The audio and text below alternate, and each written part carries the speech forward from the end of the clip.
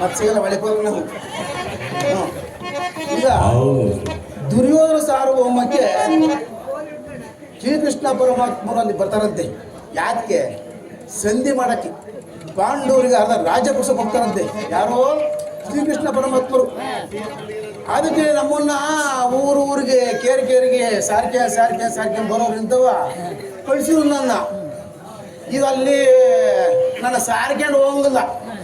ಎಣ್ಣ ನನಗೊಂದು ಅರಮನೆಗೆ ಕೆಲಸ ಕೊಡ್ಸಣ್ಣ, ಎಣ್ಣ ನನಗೊಂದು ಅರಮನೆಗೆ ಕೆಲಸ ಕೊಡ್ಸಣ್ಣ, ನಾನು ಮಾಡ್ತೀನಿ ಕಣಣ್ಣ, ನಾನು ಮಾಡ್ತೀನಿ. ಹೇಳಿದ್ದೆ ಅಪ್ಪ ತಡಿಯೋ, ನನಗೆ 6 ತಿಂಗಳ ಸಂಬಳ ಕೊಟ್ಟು ದುರ್ಯೋಧನ ಮಹಾರಾಜ ನಿನಗೆ ಹೆಂಗೆ ಕೊಡ್ತಾನೆ ಕಾಣೆ, ಕೇಳ್ಕೊಂಡು ಯಾವ್ದು ಹಿಂಗೆ ಹೇಳ್ತೀನಿ ತಡಿಯಪ್ಪ ಅಂದೆ. ಆಗ ಮಳೆ ಬತ್ತೈತೆ, ತಮಟೆ ಬರ ಕೈ ಹಿಡ್ಕೊಂಡತ್ತು. ಇರೋ ಮನೆ ಕೆಟ್ಟಾಗ ಅಪ್ಪ ಮಳೆ ಬತ್ತೈತೆ, ಮಳೆ ಏನ್ ಬಿಡೋದ? ಇದೇನಿಲ್ಲ ಹಿಂಗಂತೀಯ, ಮಳೆ ಏನಪ್ಪ ಅಂದೆ. ಅದೇಯ ಅಂದೆ. ಆತನ ಗತಿ. ಅಯ್ಯೋ, ಆಮೇಲೆ ಇನ್ನೊಂದು ಮಾತು ಹೇಳ್ಕೊಟ್ಟೆ, ಆಮೇಲೆ ಹೇಳ್ತೀನಿ ಬಿಡೋದ. ಬೇಡಪ್ಪ ಈಗ ಬೇಡ ಹೋಗೋದಣ್ಣ. ಇದೇ ಸಮಾಚಾರ. ಈಗ ನಾವು ಅದೇ ದುರ್ಯೋಧನ ಮಹಾರಾಜಕ್ಕೆ ನಾವೆಲ್ಲರೂ ಹೋಗ್ಬೇಕಂತೆ, ನೀವು ಎಲ್ಲರೂ ಬರ್ಬೇಕಂತೆ.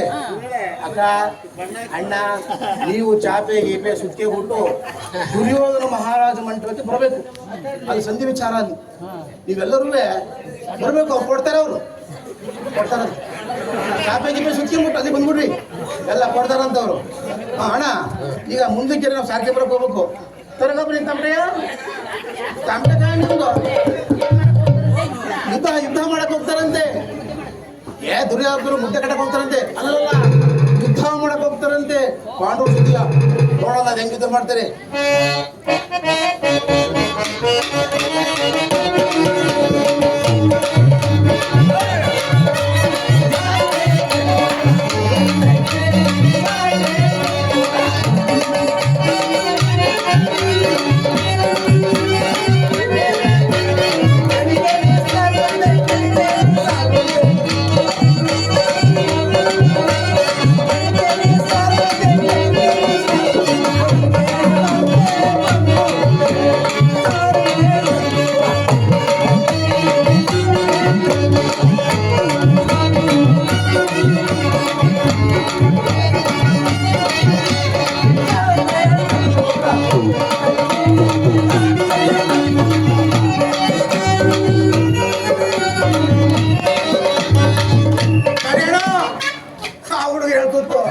ಯಾಕಣ್ಣ ಇದು ಎಂಥದ್ದು